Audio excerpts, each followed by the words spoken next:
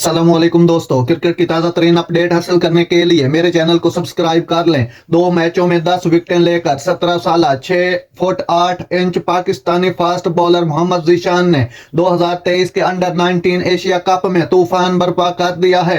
Under 19 Asia cup में मोहम्मद जीशान पाकिस्तान के tournament के इफ्तिताही मैच में जीशान ने नेपाल के जरिए 19/6 के आदाद-ओ-शुमार के साथ खत्म किया। जब पाकिस्तान को जीतने के लिए सिर्फ 22 रन दरकार थे तो कप्तान साद बेग ने जीशान को तरक्की देकर 5वें नंबर पर पहुंचा दिया। जीशान ने 2 चौके और 2 छक्के लगाकर 8 गेंदों पर नॉट आउट 20 रन बनाए। भारत के खिलाफ बेहतर कारकर्दगी पेश की जीशान पाकिस्तान के रिवायती हरीफों के खिलाफ 46 पर 4 से लौटे। उनकी विकेटों में रोजदा इम्पोर्ट पटेल और मुशीर खान शामिल थे, जो हिंदुस्तान के 2 काबिल नजरों में से थे, और सचिन दास, जिन्होंने 42 गेंदों पर 58 रन बनाकर हिंदुस्तान को 259 तक पहुंचा दिया।